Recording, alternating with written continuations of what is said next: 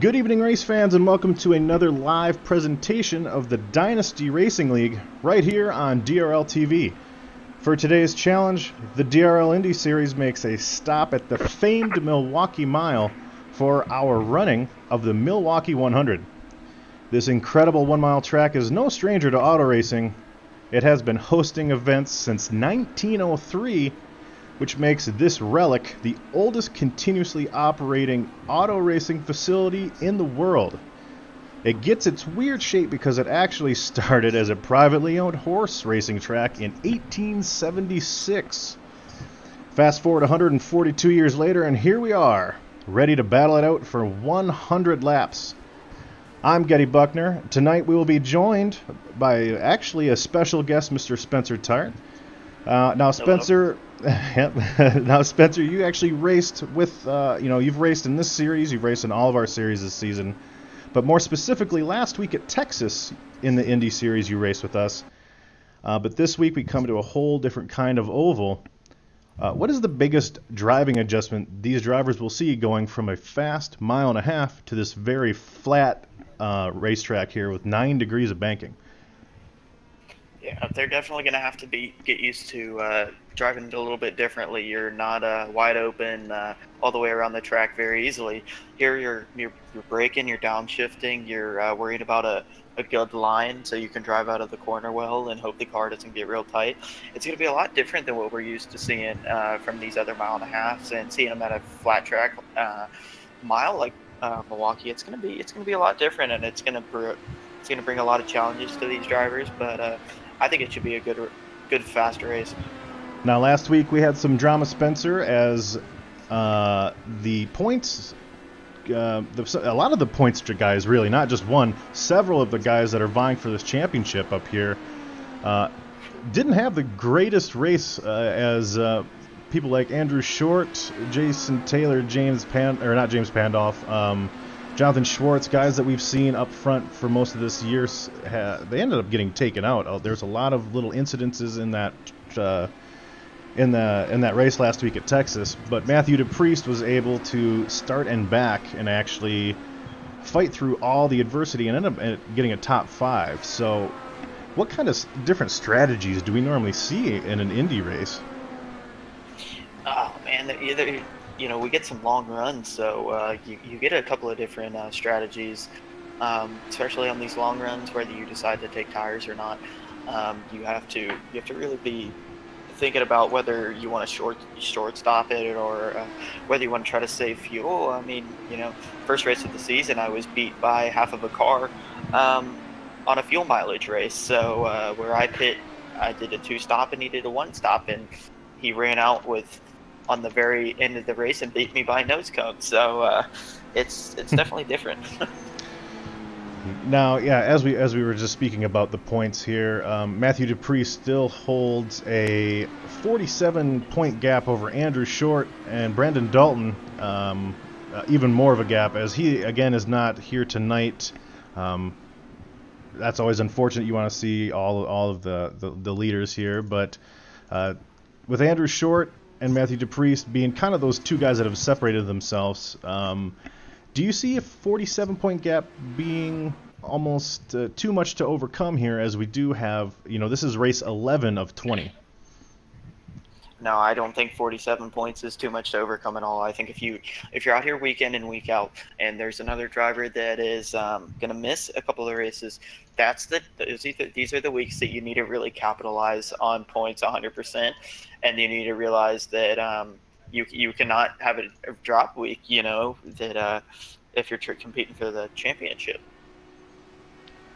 Yeah, now, again, going back to the venue that we're at today, Milwaukee Mile, doing a little bit of research as I do for pre-race, I was just, I'm actually from Wisconsin, but I was just taken back by the history here at Milwaukee Mile. In the last couple decades, though, it has faded as, they haven't really kept up with the grandstands and things things that NASCAR and other the Indy series that comes here, they want to see those brand new things. But this track is 150 years old, Spencer. So I mean, we're taking an old school track and throwing 2018 technology on it, and we're going to try to go around this thing 100 times, hopefully without too many incidents. But because of the age involved and the fact that it used to be a horse racing track, which was very interesting to find out, again, it has the 9 degrees of banking, which is, I mean, we see more banking in road courses, for crying out loud. Yeah, I mean, it's basically a flat track. I mean, I don't even know why. I mean, 9 degrees of banking is not even enough to let rain wash down. But we see, we didn't really get to watch too much practice here during the broadcast, but independently I was able to, and it kind of seemed as if, especially with the when the tire wear rolls around, it's going to be probably a one-groove racetrack, maybe, Spencer? What do you think? I think it's going to be a one-groove racetrack about the whole time. I think it's going to be very difficult to pass, and I think if people are not patient, it's going to be it can get dirty. These aren't like a stock car where you can bump and you can pull off a bump and run. These cars, you have to be extremely patient, work and try to get around the guy, and just hope that he slips up a little bit and gets out of the line. You can't move him off of the line. So it's going to be a lot different than watching the trucks or an Xfinity car go around here. Yeah, no, for sure. And this week, this is the 4th broadcast that DRL is giving you this week, DRL TV. And yeah, we've seen stock cars go to, Iowa Speedway, which, it's kind of the same mentality. I feel like Milwaukee Miles, it kind of has that short track feel, just because there's really only the one groove here. It is a wide track, but we're not using most of that space. But yeah, no, when you come here in those IR18s, it's a whole different world. So. But looking here, it seems as if Jonathan Schwartz ended up being our pole sitter today. So if we could bring in Mr. Schwartz, Spencer, that would be sublime.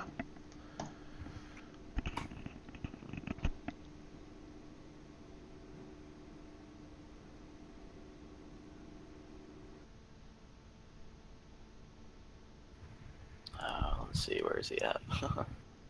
There he is. Yep. Now again, we do have the grid running on the bottom for those of you who missed it. I will run it one more time. That is our official starting order here for the Milwaukee 100, 100 laps.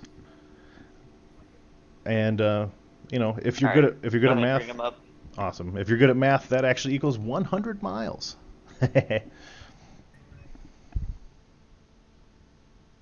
Hey, go ahead and bring him up. Get it? Oh, He's sure. ready.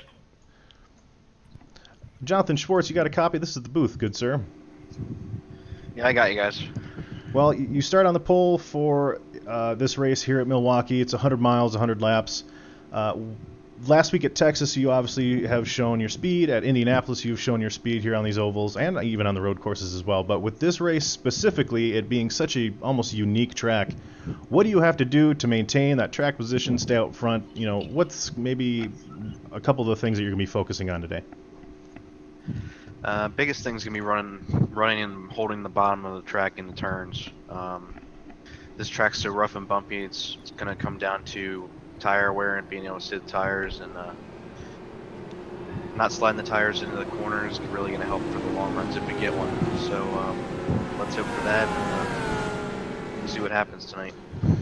Awesome, Jonathan. Well, I appreciate your time. We're not going to take up any more of your precious prep time here. Hopefully we talk to you at the end as one of the podium finishers, John. All right, thank you. And we were just speaking with Jonathan Schwartz, our pole sitter here. He will lead us to green. I imagine some of these guys that are starting on the outside might be at a little bit of a disadvantage, but there's going to be a lot of learning curves here. Hopefully these guys take it easy, as we are just about ready to drop the green flag as that Ford Mustang is getting ready to pull onto the pit road here at Milwaukee Mile. Now it's going to be interesting to see if there's going to be any wheel spin here on the starts. Real rough surface and a lot of power trying to get down to those rear wheels. All looks good. Jonathan gets a pretty good restart. So does Christopher, side by side into turn 1. Yeah, it looked like a very cautious restart. Again, this is our inaugural, wow. This is the first season of the DRL Indy series, so a lot of these guys are, this is the first time here in this car, so hopefully they're just going to tiptoe through these first couple laps, as we are going to start looking back at some of this action here. One of the guys that are also up in points is Mr. Robbie Armstrong. He's maintaining that 13th position. Spencer, you got something? No, but it all looks pretty tame for now. They're all running single file, just trying to feel out the track so far, I think.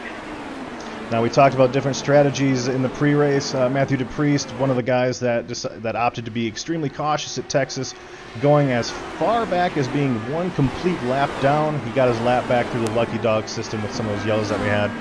This race, however, he is not, as he is maintaining that 6th position.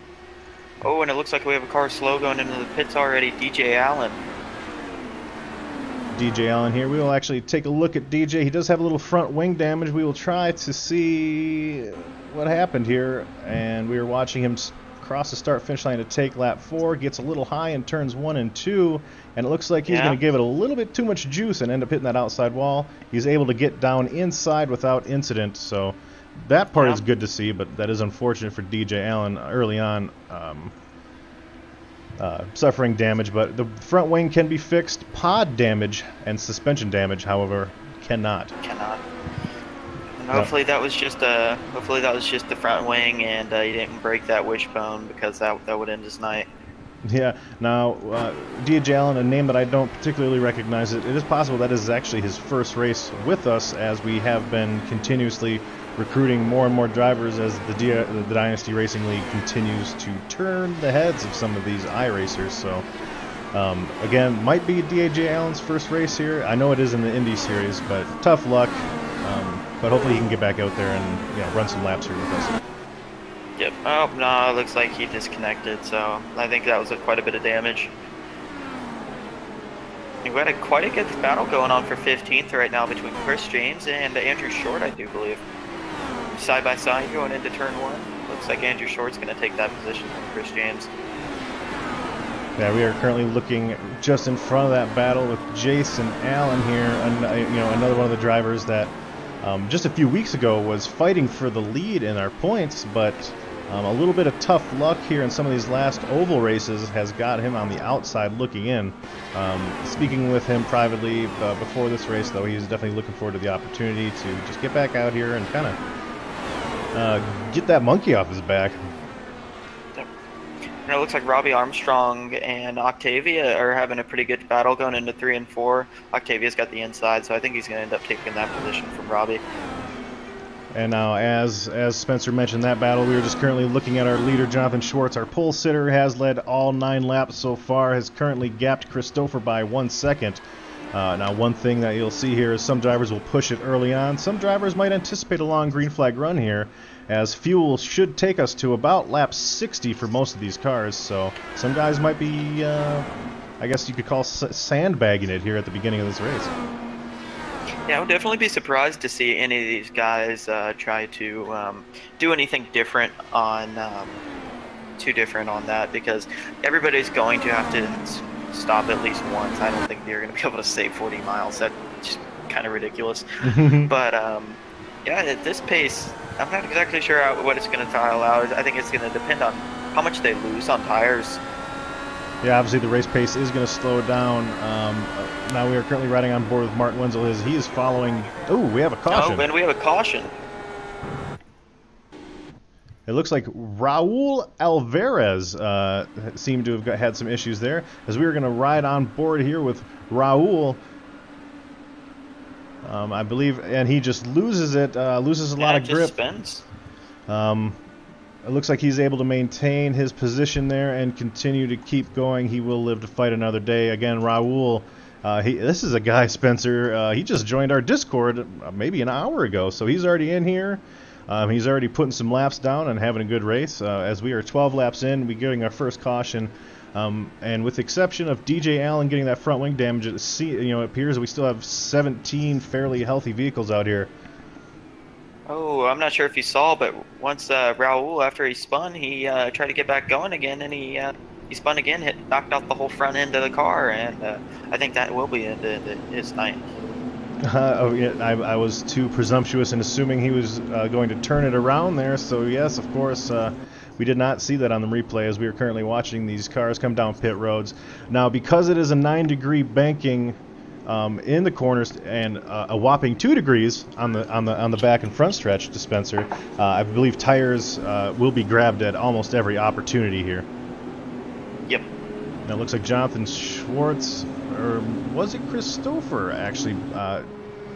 It is Jonathan Schwartz. Christopher actually stays out with 13 laps on his tires, so the second place position decides that, hey, tires are overrated.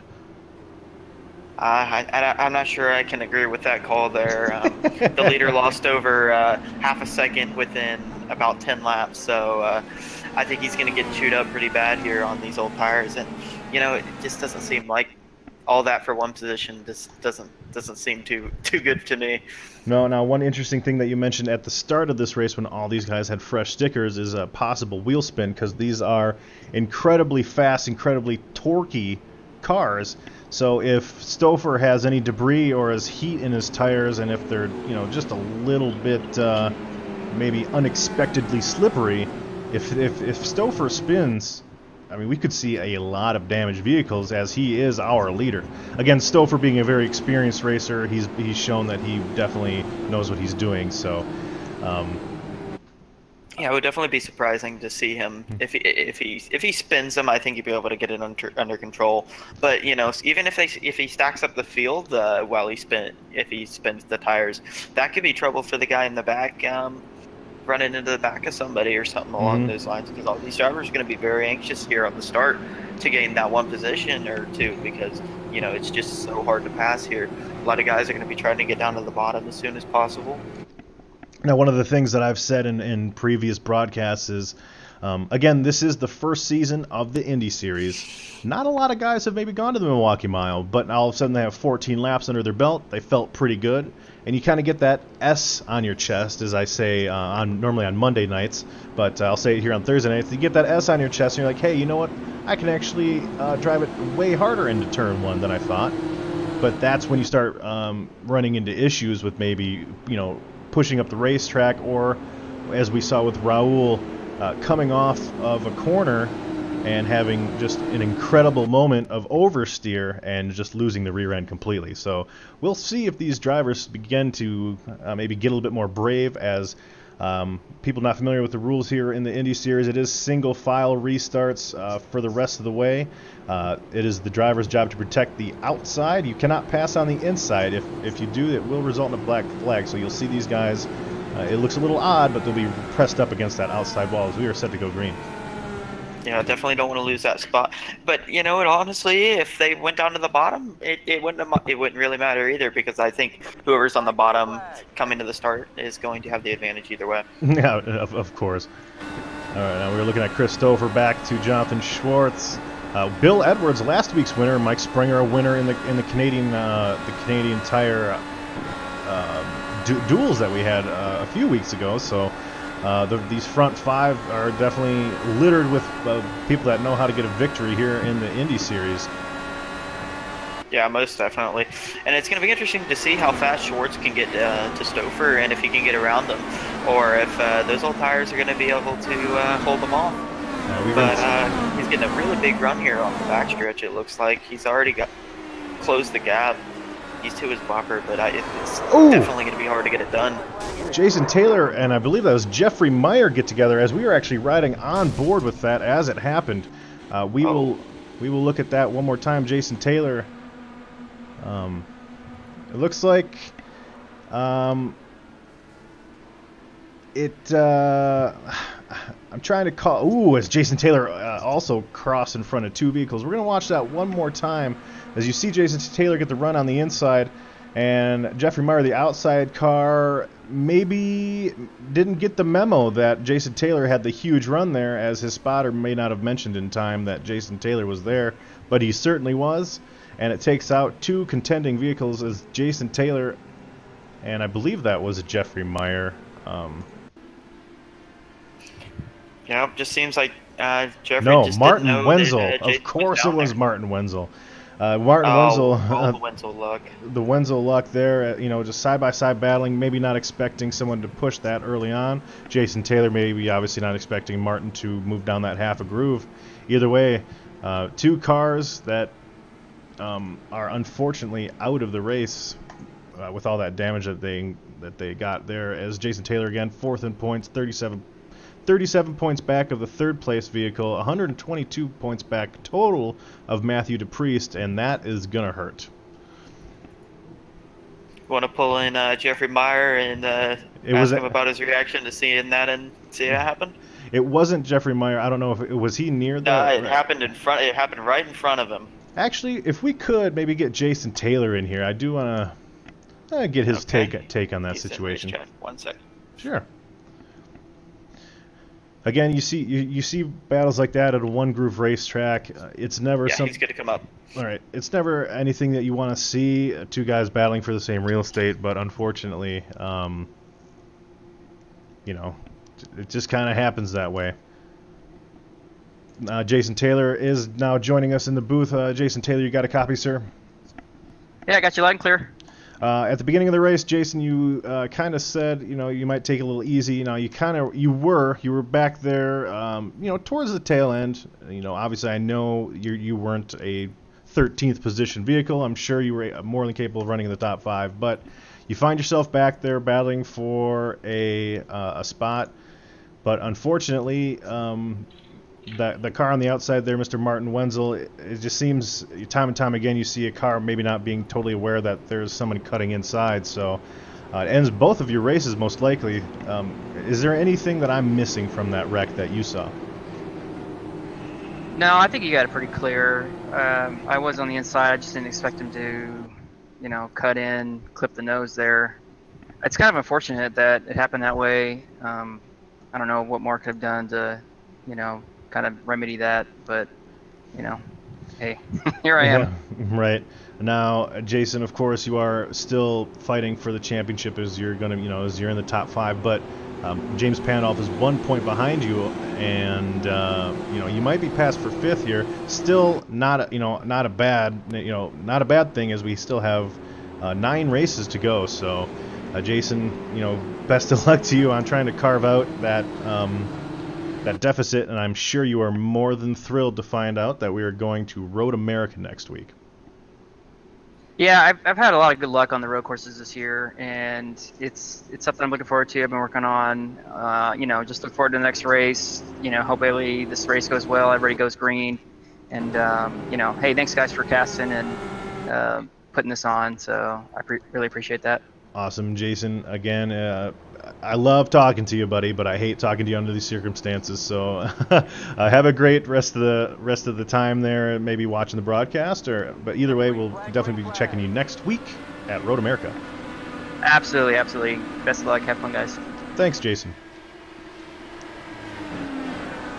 Now we speak with Jason Taylor as we go green here again after 2 cautions. Here we have 22 of 100 laps. We still have it looks like 14 cars on the lead lap here, and that 14th car is actually the guy in 2nd place in points, Andrew Short.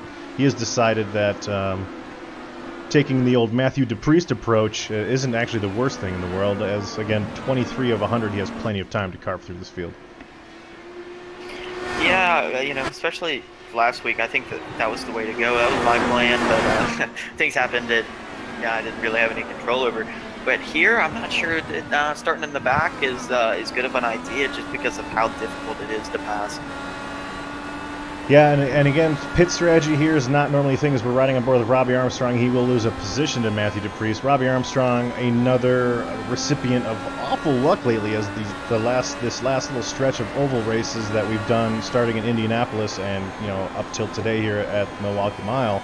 Robbie Armstrong hasn't really been able to finish much, as he was wrecked as the leader of the Indianapolis 250 that we had by Chris Stouffer. He and him kind of got together in a similar manner that we just saw Martin Wenzel and Jason Taylor get together. So, but as we go back up front, we see Chris Stouffer hanging on with those 26 laps on his tires. Yeah, to have a second over Jonathan Schwartz is really impressive. Let's see if he's going to be able to hold it here. I think within a couple of laps, Jonathan will start pulling him back in. Yeah. Now, as heat builds up in these tires and things of that nature, or as you kind of scrub the freshness off of the pace laps there, I do expect Jonathan Schwartz to reel him in, as Jonathan Schwartz was able to gap him by a second when they were both on the same set of tires. Now Christopher being 13 laps older tires, I believe. I do expect Jonathan Schwartz to eventually reel him in. But let's take a look here at some of these other drivers up front. We have Mike Springer, as we noted earlier, winner of one of the duels at Most Sports. So running well within the top 5 here, as right behind him we have Luke Short in 4th and Matthew Kleinschmidt in 5th, looking for his second consecutive top 5, as he was one of our top 5 finishers last week. Now we come back here to this battle between Pandolf and Casey Drake and Jeffrey Meyer here. Pandolf, another one of those drivers that has really kind of fallen into his own groove here as he's started the Indy Series. Definitely seeing him become a little bit more aggressive as you see his confidence grow. It seems like with every passing week. Yeah, it's good to see him out there competing and doing well. James and Pandolf, Drake, a driver that we don't normally see up here battling for a top 5, but putting together a fairly nice run tonight and looking pretty good. Casey Drake, we're currently on board with his really beautifully done Fortnite vehicle, even though Fortnite is for losers. Of course, that is completely unbiased. It's just, I'll have you know. But either way, Casey Drake here, solid top 10 currently. James Pandolf, and of course ahead of them, I think we might have missed Mr. Jeffrey Meyer, who is a Trek regular. Jeffrey Meyer, he runs all 4 of our series. He's always in the top 10, so really no surprise to see him. As we fall back to 9th here, look at William Edwards. He is, again, last week's winner at Texas, as Pandolf decides to take a pretty aggressive move inside of Jeffrey Meyer, who just maybe had a little solar flare or something. It looks like he kind of disappeared. Damn. Looks like Jeffrey Meyer ended up getting a little bit of a gap because of that happening too. Oh, Pandolf is around. Oh no! William Edwards involved in it too. Looks like they both stay off the wall though. We're going to back up a little bit. You see him inside of Casey Drake, and one of the things that we talked about is that S on your chest. As we see Pandolf get in, just kind of go up in front of Casey Drake. A little bit of contact is made between he and Bill Edwards, but I do believe these guys will carry on with their day. Probably consequence-free as a result of that spin there. Now, one thing that you'll see, and Spencer, you can actually speak to this as you raced a couple races at Texas, getting in an incident at Milwaukee Mile at the lower speeds is much more forgiving than getting in an incident at Texas, where we were traveling north of 213 miles an hour the entire way around that track. Yeah, it's definitely going to be, I don't think it'll be as bad, but if there's any suspension component damaged in either one of these incidents, it will really ruin your night. A little bit of aero damage I don't think is going to be bad, and it's usually going to be fixable, but anything north of that is going to be really race-ending. Yeah, now, again, I don't know if there's too much damage there, as we see Stouffer and Schwartz pull off with Springer, Luke Short, and I believe that was Kleinschmidt. So our top 5 will remain the same here. The only difference is our top 10 will not, as Pandolf has now dropped down to 13th spot, getting some of that damage fixed, maybe, if he had it really any at all. But he and Bill Edwards, which was, we were mentioning, was last week's winner at Texas, they have a little bit of work to do, as we are going to take just a quick commercial break, and when we come back, ladies and gentlemen, we're going to rev it up.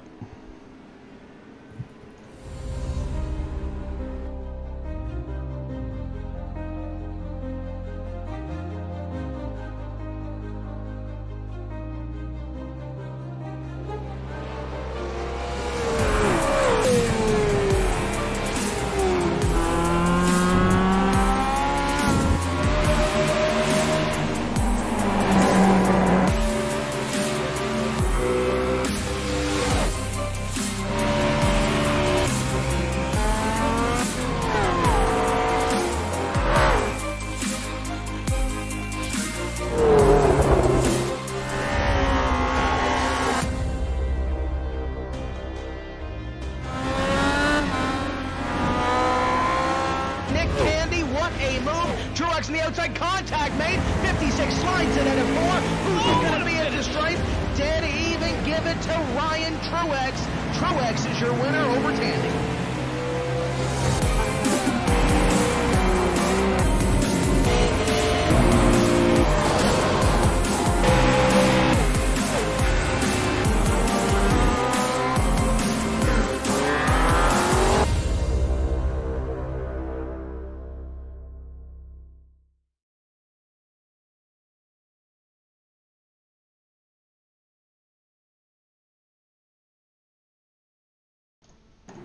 All right, ladies and gentlemen, welcome back. As we are set to take the green here in about, I believe, one pacing lap at the Milwaukee Mile. So far, 36 out of 100 laps have been completed. Chris Stouffer, Jonathan Schwartz have been really the, they have been the only people to lead laps that I know of so far. As promised, we will rev it up here shortly as they drop the green flag here.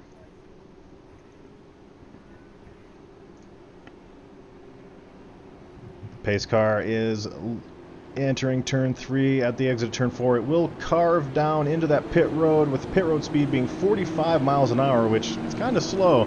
But, ladies and gentlemen, we are going to rev it up.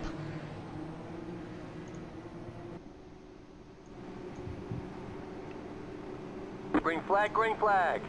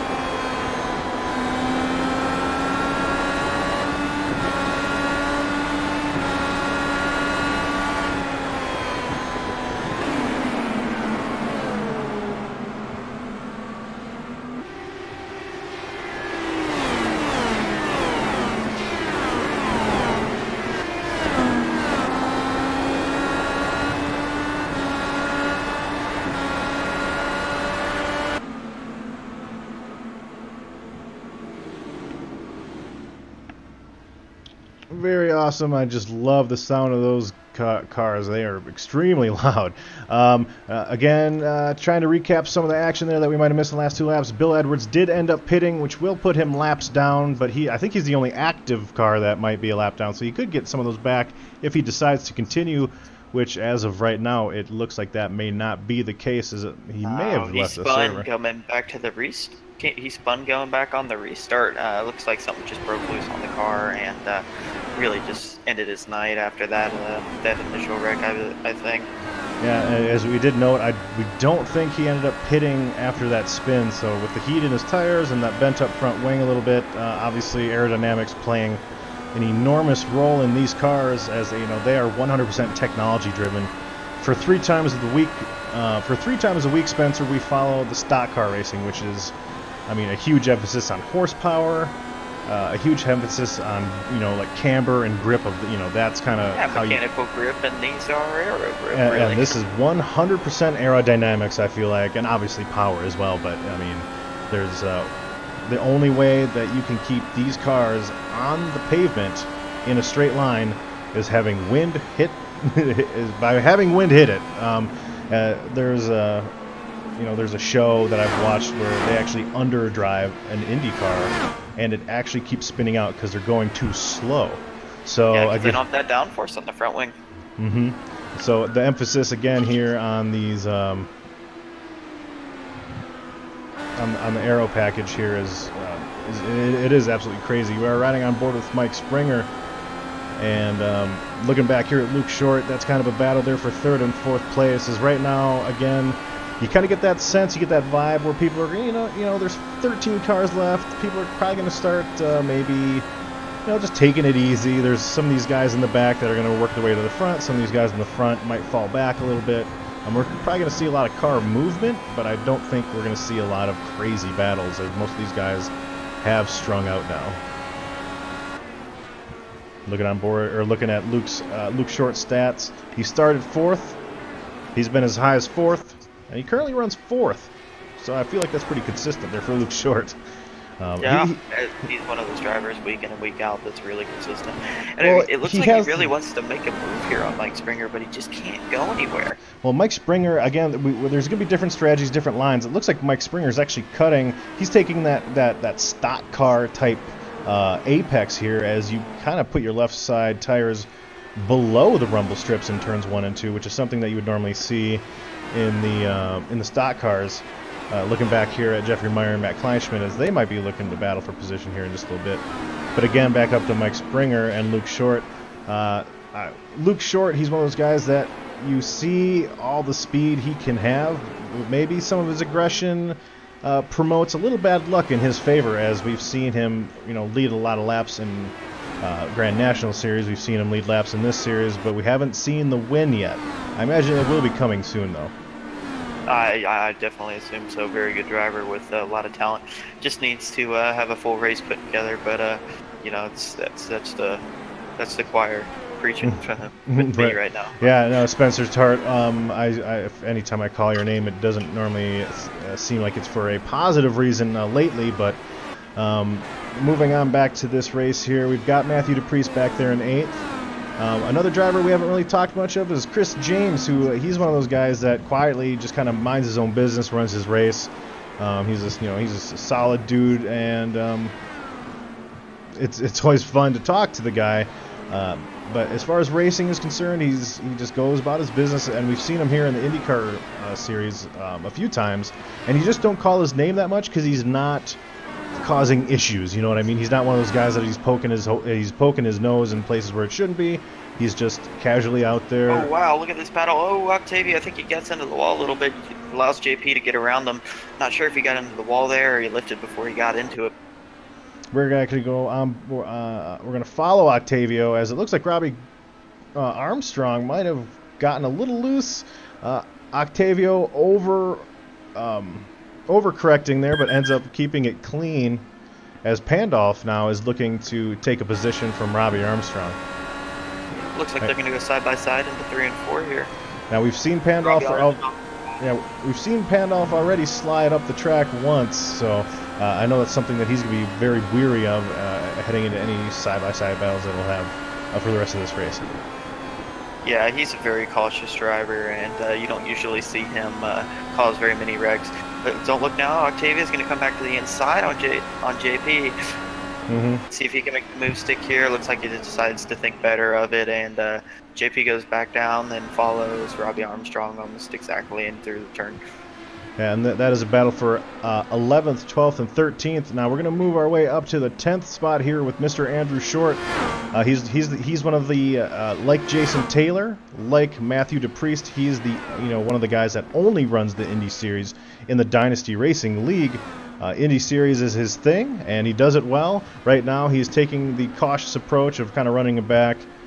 Something that he didn't do at Texas, and he ended up, getting involved in an incident and costing him a lot of points on the lead, as Matthew DePriest ended up finishing that race, and also got a top 5 out of the deal. So we're going to look at Jeffrey Meyer here, as it looks like a battle is heating up between 6th and 7th. Now again, with the Milwaukee Mile being a one-groove racetrack, Spencer, it could take as many as 2 to 3 laps to set up just one opportunity to pass a guy. Yeah, most definitely. You can't just bump somebody and knock them off the line like you can in a stock car. Mm-hmm. So you have to really be patient and, set up, make sure when you're going for that pass, it's going to be perfect, and be right up to that bumper. Use the little bit of draft that you do get from these things, especially at a track like this.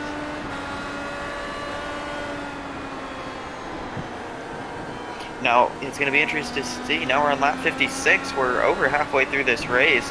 Do you think drivers are going to start getting a little bit more aggressive?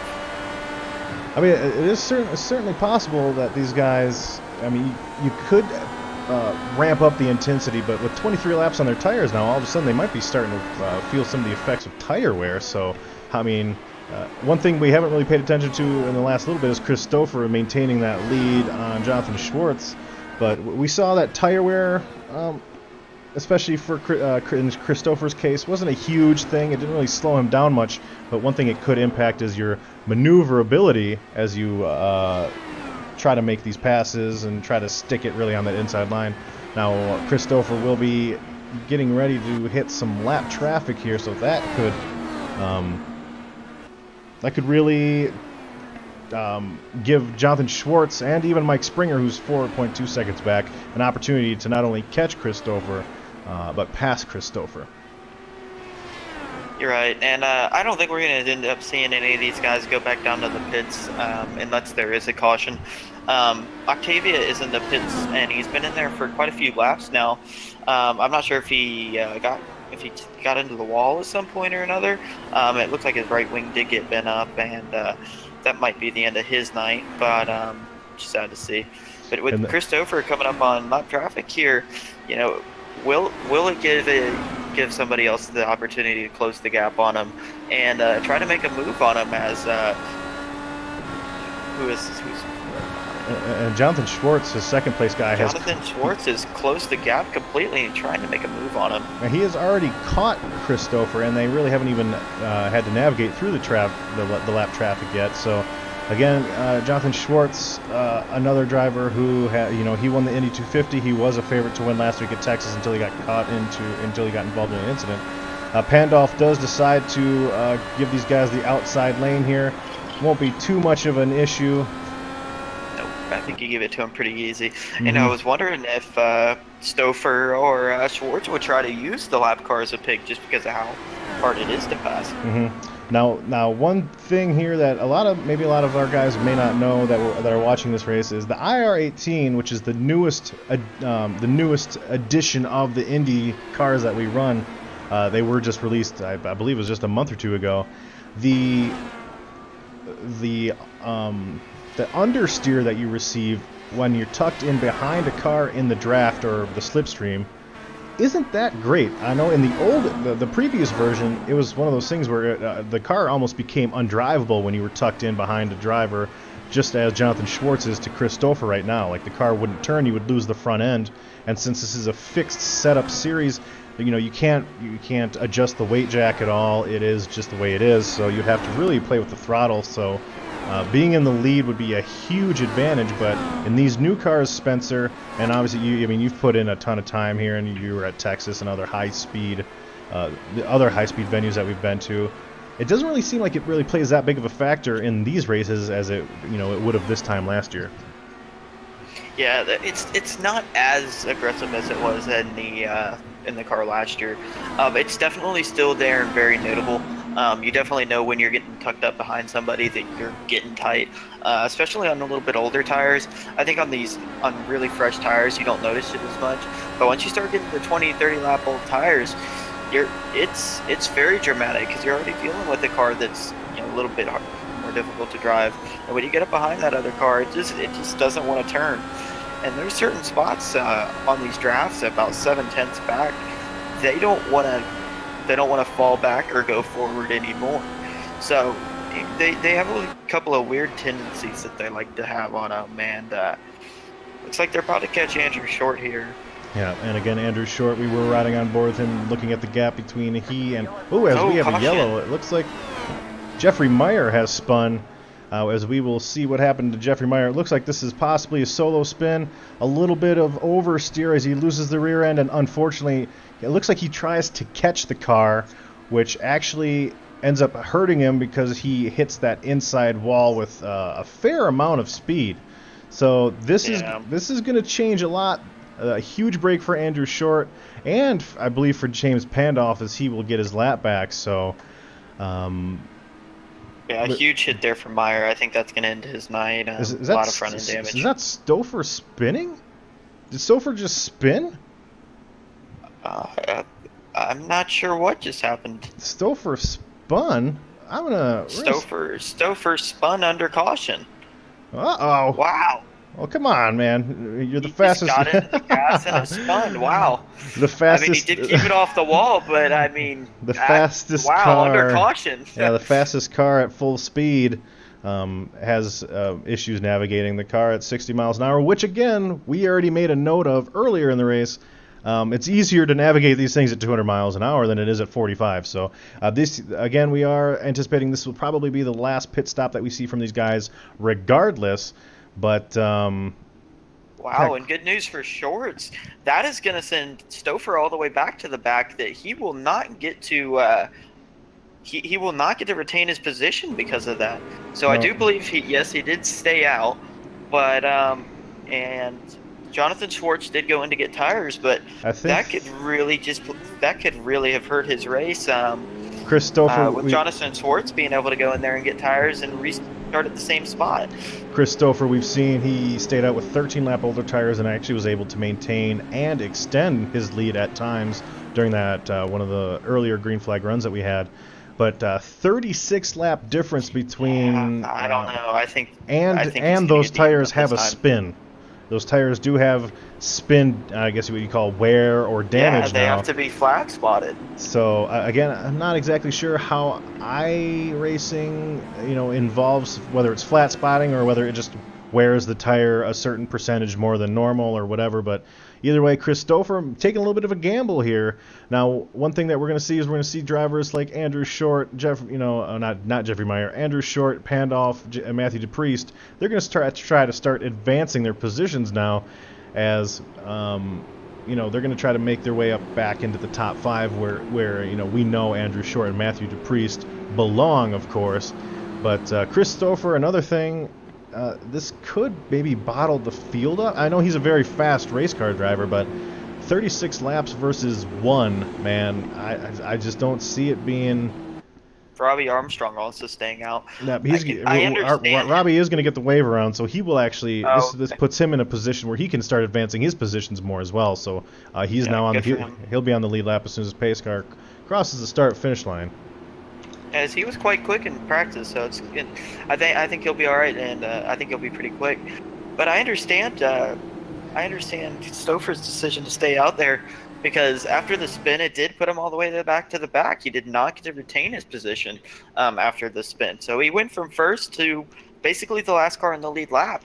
So he had to make a decision whether he wanted to start up front with the really old tires or he wanted to stay in the back and get the new tires. Well, we've seen that passing here is no easy feat, even with some of the best drivers that we have in the Dynasty Racing League, and involved in this race.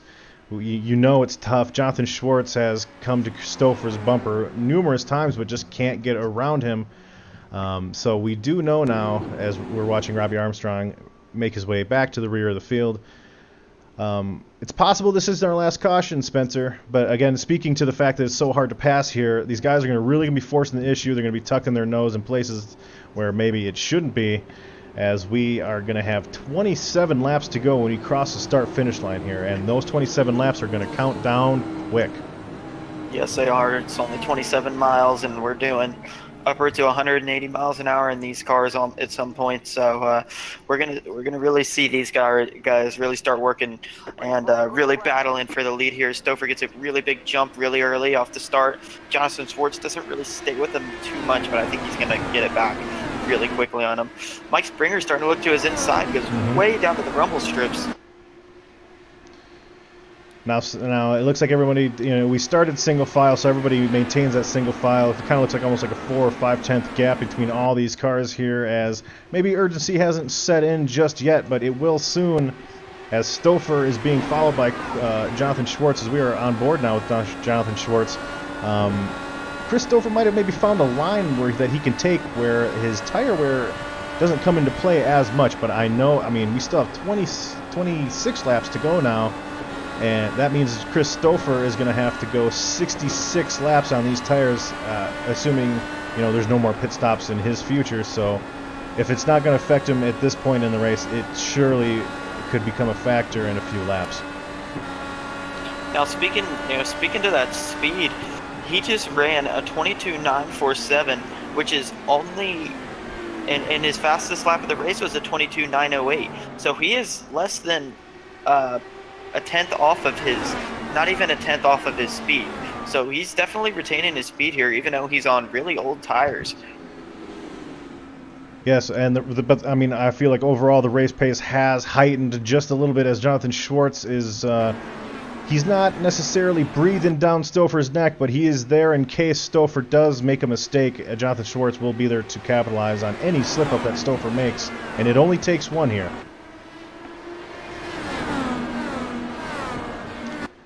Now with 43, it's amazing to see these cars go all the way down, all the way from hitting the rev limiter at 6th gear, going into the turn, going all the way down to 3rd gear, getting out of the turn and hoping that it sticks. It's quite impressive. Yeah, now looking on board with Chris Stauffer back to Jonathan Schwartz, and you can see consistently that Jonathan Schwartz is taking a higher apex into the corner to try to get that run off. But Chris Stauffer, and you can see he's trying to use it. He goes inside, he makes a move. He's trying to see if this will work. I think he might be able to make it work here. Yeah. And I think, yes, he got the spot. And it making me look like a genius, Jonathan Schwartz, as I just called out the fact that he's trying to get that run down the backstretch, taking that interesting turn, that interesting line into turn 1. Now, had Chris Stauffer pitted in 5th, where he was after the spin, I believe, doesn't necessarily mean that pitting at that moment would have been a good idea either, because you still have to pass the likes of Kleinschmidt, Short, Springer, and repass Schwartz to take over that lead as Stauffer has hit the outside wall. Oh, I think he got into the wall. Looking at his car right now, and doesn't seem like he has any damage, but I definitely think he lost all of his momentum, as he might have a little bit of left rear pod damage. Now it does. You can see back there by his right rear tire, which on this screen will be, it is on the left side in the rear. With us not, at Texas, I know that would be a bigger issue, but the only thing that might do is help loosen him up, which right now it looks like he needs, as Jonathan Schwartz has gapped second place Mike Springer by 1.2 seconds. Luke Short following 0.8 of a second behind him. In by Kleinschmidt, he is. I'm not sure that damage did good for him. His car is all over the place right now. Now we're riding with Matthew DePriest as the top 5 has kind of sorted themselves out here for the time being, as this is for position, looking inside of Chris James. Going to be side by side here. Let's see if he tries to make the move coming on inside here in turn 1. He decides to back it down a little bit and try to go high and get a good run out, I think. Now, looks like Chris James just did better and beat him out of the corner, though. Now in front of these guys, Casey Drake is looking to pass Chris Stauffer, as my ability to speak has decreased ever so slightly since the start of this broadcast. But hey, now that puts Casey Drake, one of the guys that we see in the not the Craftsman Truck Series, that's not 2005, in the Winona Road Truck Series. He's normally exclusively in that series, but here he's been in the Indy Series the last few races. Same with Pandolf. It's one of these things. He came in, he tried it, and he loved it. And it seems to have been something that just kind of falls into his style of racing now. Casey Drake hanging on to that top 5 position, but he is being reeled in slightly by Chris James. Chris Stauffer, however, right now the story of the race, as he's led I believe he led the most laps, but is now in danger of losing 9th position to Andrew Short, and that tire wear just continues to be an issue, and possibly that damage as well. Yeah, I'm going to go ahead and say it was the damage, because he wasn't losing. He was still running pretty good lap times before he hit the wall, and now it's really giving him some trouble now. One thing that I mentioned earlier in the broadcast is after you pace for a little bit, you cool those tires down, all of a sudden you come back out, and you are able to put some hero laps up, and then you realize that whoops, I don't have any grip, and that's exactly what happened as he exited turn 2 and just hit the wall. I mean, you don't see a driver like that make that mistake, as Andrew Short has passed him for moving Andrew Short into the 8th position. Andrew Short is currently chasing Matthew DePriest, who those guys are 1-2 in points. So a good rebound, a good strategy call by Mr. Short here. And on the other side of the spectrum, right behind him, not the greatest strategy call in terms of just this, the results that he'll get this race, is Chris Stauffer, who was the class of the field for most of this race. He and Jonathan Schwartz is in danger of And Robbie Armstrong gets passed by 2 cars on the inside. As Jonathan Schwartz is really starting to pull away with this lead. And now Robbie Armstrong, he's another guy. He took that wave around on that last restart to try to get that lap back, and he has the same amount of tire wear that Chris Stouffer has. So we're seeing, and Robbie Armstrong, knowing how fast he was in practice, we're seeing that tire wear really play into, the final results of this race, as we have 10 laps to go here at the Milwaukee 100. And I'll tell you what, Spencer, as much of a pleasure as this has been broadcasting this race with you, this race went by really quick. Yeah, that's what I was thinking earlier. 100 laps and 100 miles and about 170 miles an hour. It was going to go by pretty quick. Now looking back here, it was 182 entering turn 3 and 4. We're going to kind of run through our top 5 here as the battles have really just kind of calmed down. Our leader, Jonathan Schwartz, did the right thing. Again, this all starts with Stouffer spinning on pit road. I know he probably would have come down had he not. So that little mistake, that little mental error there, costing Chris Stouffer a little bit of an opportunity to stay on the same strategy as these guys.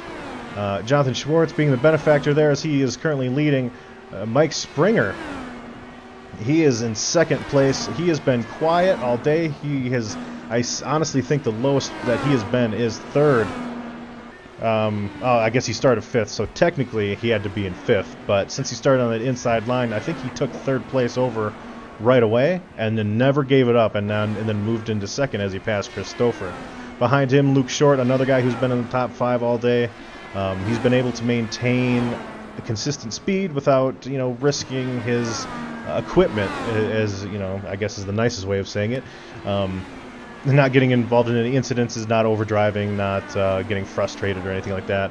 As these top 3 cars, they have put a significant amount of time over. The 4th place car, Mr. Matt Kleinschmidt, another truck regular that you would see, as he and Casey Drake both, are normally in the Winona Road Truck Series that we run on Wednesday nights. So good to see these guys come out here again. Matthew Kleinschmidt clinging on currently to a 2nd consecutive top 5 finish. Looking back to Casey Drake, this could potentially be one of his first top 5s in the Dynasty Racing League if he's able to hold on to it. So it's incredible to see him come out here and do well, even if it is in the ugliest car I've ever seen in my life. Now Chris James behind him, as we talked about him earlier, he's very consistent and quiet, and he just minds his own business and runs his own race. And that right now, that race is the race that he has run has brought him up to the 6th position. Yeah, I think he's one of those guys. If he runs every race, he'll finish in the top 10 9 out of 10 times, and he's one of those guys you won't really pay attention to, but come championship time, you'll look at him and you'll see he's not that far behind the leaders, and he might not even have a win. Yeah, well, one of the things that I do know that Chris James has had, sometimes he's had to duck out in the middle of a race because this is not professional race car driving. This is online simulation, and sometimes things happen in the middle of it, and I know he's had some issues. I guess, I don't know, I wouldn't really call it an issue. He's had some other obligations that have taken him away from certain races that, of course, he could have gotten a top 10 at. Instead, he finishes laps down near the rear of the field. But looking back here, Matthew DePriest and Andrew Short. Andrew Short running the race that he needed to run after trying to bounce back from missing the duels completely, which is 2 points races, and also wrecking out at Texas. Matthew DePriest in front of him as we were riding along with. Also, our points leader will, if this stays the same here, he will have just a little bit of he'll extend that lead technically. Now, Jonathan Schwartz has taken the white flag here, Spencer. He has got a 2.6 second gap over the 2nd place guy of Mike Springer. And what a show he put on after he got by Chris Stouffer, and what a rebound race of Jonathan Schwartz, as last week he was one of the race winners, or he could have been one of the winners at Texas. And it looks like he's going to win here. He got taken Milwaukee out. Is going to feel pretty good. Got taken Chris out. Stouffer finishing all the way back in 10th, a lap down. That's got to hurt. And we saw with Robbie Armstrong as our top 3 finishers that we will be interviewing today is Jonathan Schwartz, Mike Springer, and Luke Short. They run the good race here. They get the podium finish. Kleinschmidt and Casey Drake just behind him. But again, a couple disappointing runs here. We see Jason Taylor. You never want to see him have the bad luck that he has. You don't want to see it continue, but unfortunately he does here at the Milwaukee Mile. But Jason Taylor, being a very strong road course racer, I'm sure he'll try to bounce back next week. Bill Edwards isn't able to defend his race win. And again, we spoke about the heartbreak of Chris Stouffer. So we're currently watching Jonathan Schwartz burn it down. And we will speak to him, Mike Springer, and Luke Short momentarily. So we want to go 3, 2, 1, or you want to go 1, 2, 3? We can go 1, 2, 3. Why not? Well, again, we'll just wait for Jonathan Schwartz to, completely destroy his vehicle. Yeah, he went in there and he was pretty excited here. He decided to just throw it into the wall. Again, a little bit of a redemption race as Jonathan Schwartz could have won last week, but he did not because of the incident that he got into. Kind of, I believe it was mid-race there. We lost a lot of leaders in that Texas race, so good for Jonathan. Lost a lot of everywhere. Yeah, we lost a lot of bodies at Texas. Yeah. As I will actually come up here, Spencer, can you just make sure that these guys are ready to get interviewed, and then we will bring in Jonathan Schwartz. Yep.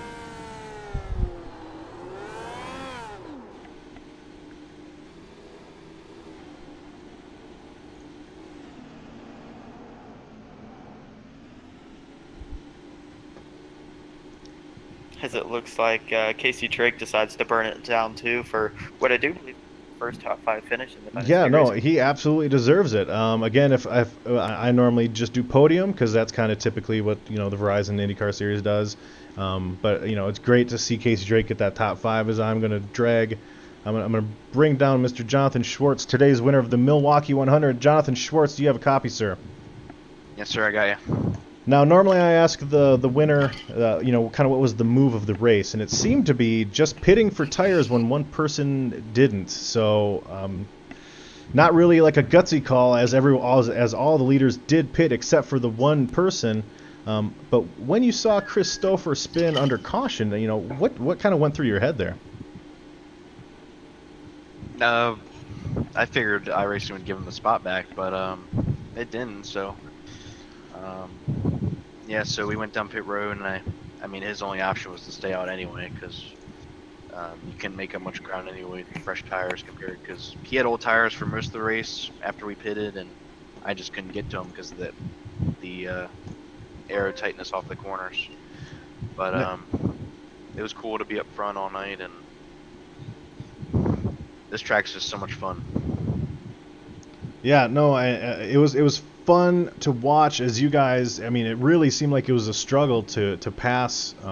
Even with the guys as talented as yourself, trying to pass. We saw you catch Stouffer, but passing him was something completely different here at Milwaukee, which is normally the story at Milwaukee with the the low banking in the corners. But you were able to take advantage of the situation that was brought to you, and another dominant performance here, Jonathan Schwartz, in the Indy Series. So I ask, what do you think, if you decide to join us next week, what do you think you have for us at Road America? I think I got a decent shot. I don't run I'm not a huge road course guy, but I can definitely be competitive. I like Road America. It's a very unique track. It's a long track, 4 miles or so, and it'll be a lot of fun competing with these guys next week. Awesome. Well, Jonathan Schwartz, is there anybody that you want to give a shout out to? I'd like to thank the league admins for everything they do, bringing these races to you guys every week, and putting on a great show, and you guys showing up every week to broadcast us. So hopefully put on a good show for you guys every week, and we'll see you next week. Yeah. Before you take off, you are a newer addition to the Indy Series. What can you tell other drivers that might be watching that might be reluctant to try out the road course side of this series? What kind of advice can you give somebody to step into this car and turn left and right? To be honest, this is the best car to learn a road course on, because there's a ton of grip, and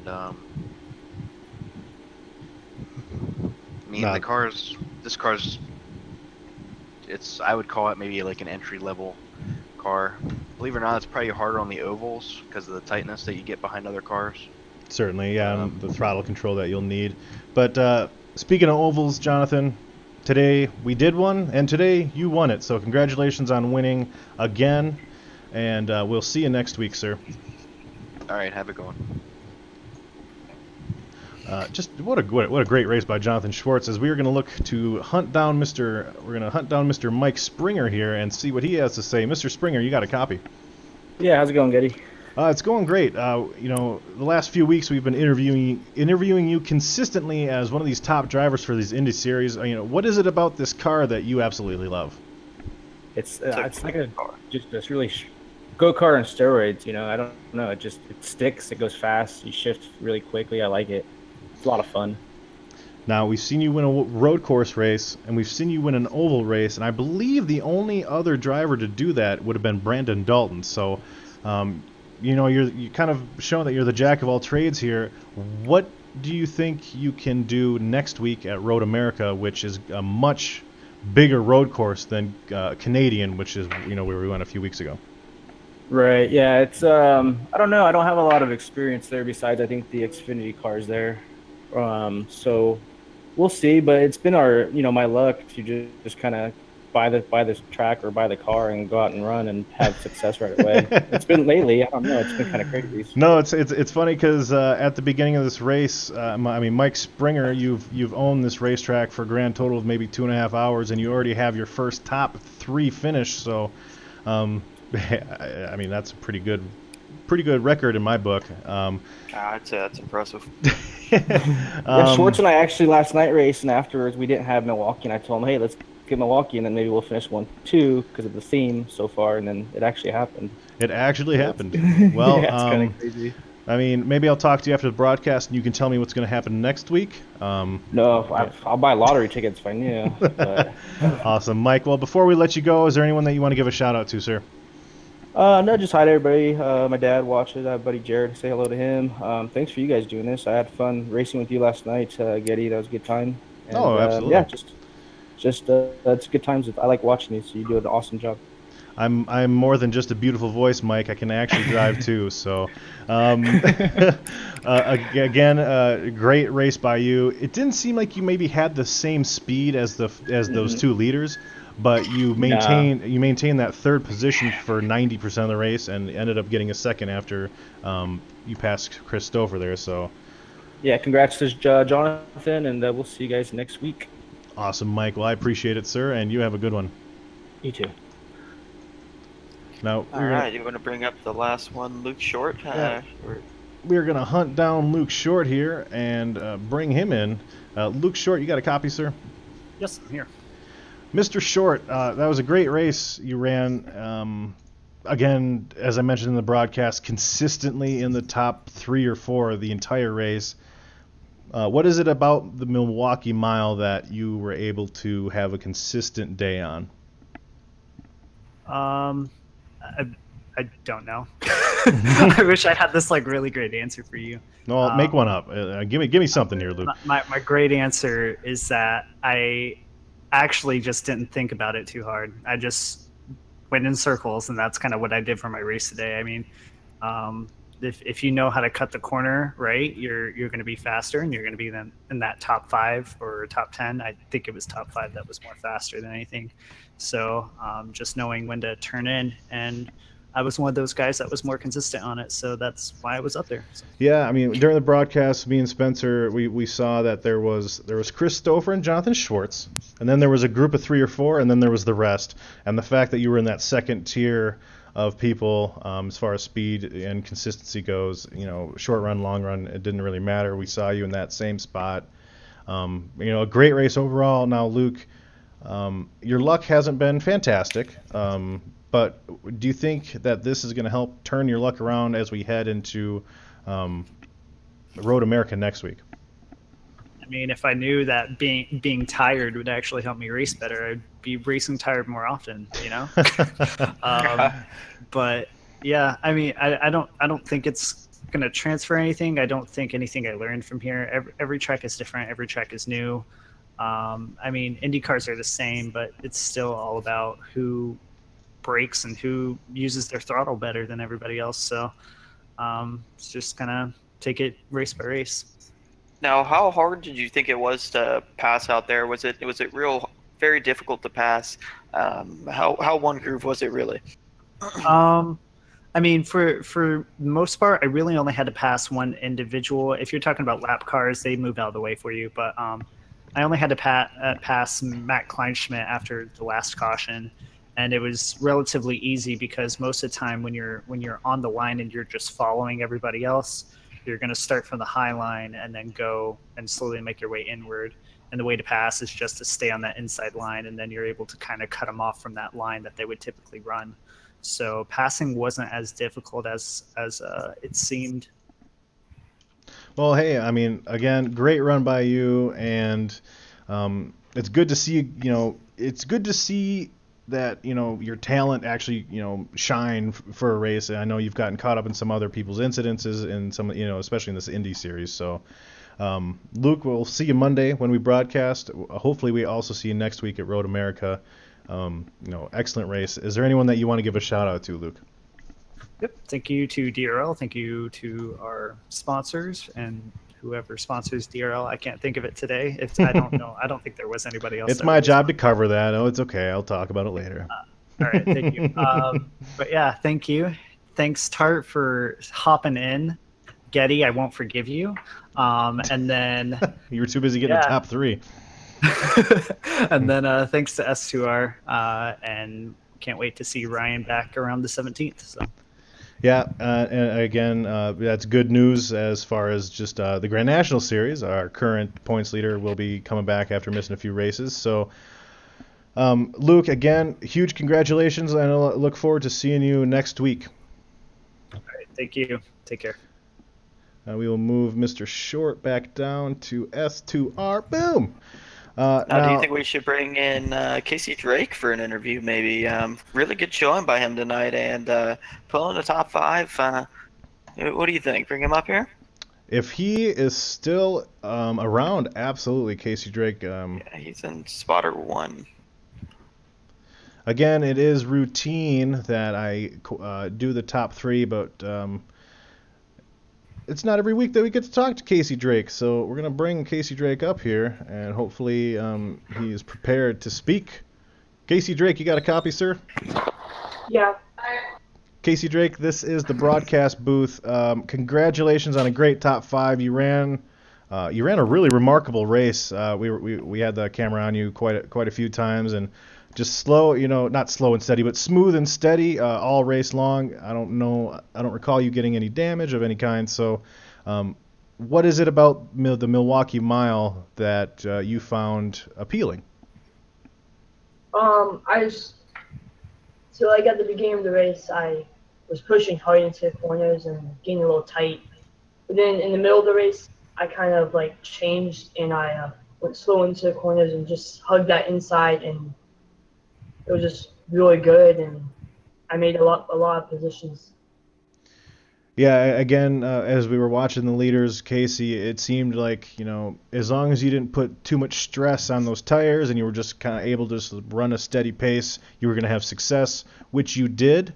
So congratulations on your top 5. I noted in the broadcast this is possibly your first top 5 in the Dynasty Racing League throughout all 4 of our series that we run here. Is that correct? I'm pretty sure I got one top 5 in the truck series at Daytona, but this is my first ever top 5 in the IndyCar series. Awesome. Well, I mean, it's great to have you out here. We love the mix of drivers that we have. We have some truck regulars. We have some guys that just run Indy. So it's cool to see, the mix of everyone come together. And, you beat most of them as you got a top 5, Casey. So congratulations there. Is there anyone that you want to give a shout out to while you got a little TV time, bud? I'd like to thank the broadcast, you and Spencer, for broadcasting the race at Milwaukee, and thank you Dynasty Racing League for hosting all these races and putting on a great show for us.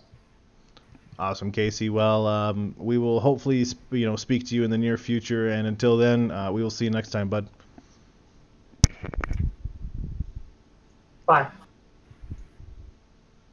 And that was Casey Drake. Again, he's a regular in our truck series, hopping over here to the Indy series, trying it on for size here, and it seems to have worked well for Casey Drake as he gets a top 5 here. At the Milwaukee Mile, now running through the results here of the Milwaukee 100 that we ran today. Again, looking at Jonathan Schwartz, led 36 of the 100 laps that we run. Christopher, the only other person to see the lead, so again, he's kind of the story of the race, as Christopher, the guy who led 64 laps here, doesn't even, he isn't even really able to squander out a top 5. He, had there been more cars on the lead lap, he would have lost those positions as well. So heartbreaking for Stouffer. But it's good to see other guys like Casey Drake. As one car falls, it moves other cars up, and Casey Drake was able to have a great finish. And we noted Matthew DePriest and Andrew Short as well, our 2 contenders for the lead here in the points standings, and James Pandolf bouncing back from a heartbreaking Texas finish when he had to pit for gas when nobody else had to, comes back with another solid top 10, and I believe, if I'm looking correctly, yes, James Pandolf will pass Jason Taylor for 4th in points. So all of a sudden, we have a new we have a new championship contender lurking in the background there. Looking at the rest of our field here, DJ Allen, he's the guy that got that contact straight away, ended up backing out. Spencer Tart was obviously up here with us, so I feel like today the fact that we didn't have the largest field actually was beneficial, because it allowed some of these guys to get stretched out. And ended up, we only had I believe it was 4 cautions or 5 cautions. So a great result, a great race. It was a good balance. We had some green flag run, we had a couple cautions, and then a little bit of drama at the end. Spencer. Oh yeah, definitely a very good race. They put on a very good show. Christopher being very dominant today, but it shows that just how a small slip up can cost you a race in these things. So, you got to be perfect all night long, and that's what Jonathan Schwartz did, and he came out here and got the win. Yeah, as I mentioned at the top of the broadcast, this was a 100-lap race, and you got to run all 100, and you got to run it the right way in order to come out, in first place. One person did that, and that was Jonathan Schwartz. Now, looking ahead to next week, we head back to a place where we turn a little bit of left and a little bit of right. Road America, famous for that enormous backstretch that it has as you enter in that almost 90-degree left turn there as you start the second sector of that track. There can be a lot of passing. There's going to be maybe even a lot of issues at some of those places of that track as it goes from being kind of very wide to very tight. Yeah. You've got sectors 1 and 3. You have plenty of room. In sector 2, it's incredibly tight with no room at all to pass. So it'll be great to broadcast that. I will be bringing that to you, and who knows who I'll have with me? It's a surprise these days. You never know. So that'll be next Thursday, June 28th, and I will start at about 8:20 or so Central Time, 9:20 Eastern. Now, looking into our next broadcast, it'll be David Wellborn and myself on Monday, taking on Chicagoland Speedway, which is just a great, fun little track. It's one of those weird tracks where you're never really going straight, as even the backstretch has a little bit of curve to it. So it's one of those tracks where you're literally always going in circles. You are, and it's a fast track. It's a fun track. It's probably going to be a tight track, so passing is going to be difficult there. Multiple grooves. That'll be a very fun race indeed. Now, Spencer, before I get to my end of the broadcast spiel, of course, I want to thank you for joining me here today. We had exactly 0 minutes of prep time. It was kind of a spontaneous thing, so it turned out really well. It was great to have you up here. But since you're in here, is there anyone that you want to give a shout out to, Spencer? Well, I got to give a huge shout out to the league in general, and all the S2R guys, for being very welcoming. SE Racing, just a couple of great teams. We have some very good people in this league that make it as good as it is week in and week out, and it gives us all the opportunity to enjoy it, whether we're racing, broadcasting, or anything else. It's always a good time in this league, and I think that's what's really attracting a lot of people. And it's just very fun to come up here, broadcast a race too. No, absolutely. It was great to have you, Spencer, again. Thanks for coming up here. I have no issues broadcasting by myself, but it is always great to have another voice and another perspective here. Now, this broadcast, again, there was 2 technical difficulties. That is not, but when I say technical difficulties, that is just me not pressing the right button for a while there. We had the DRL TV logo up instead of the actual race. I don't think we missed any racing action, but it was up for an extended No, we got that off before they even got rolling. So we did all right with that part. my apologies there, but everything else went without a hitch. So as we are going to close out this broadcast here, again, I thank Spencer Tart for joining me today.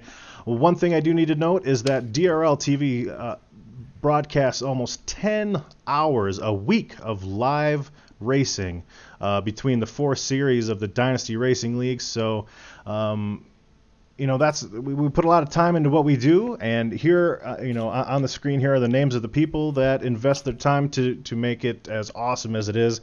I always take the extra special opportunity to thank Martin Wenzel and Jordan Gonzalez, one who does graphics, one who is in charge of the software that runs those graphics. So without those guys, we'd kind of be just looking at the standard iRacing blank screen, which with the racing we have would be fine, but it'd look kind of dumb. So a great on those guys, and you see the rest of the names there, administrators and the other broadcasters.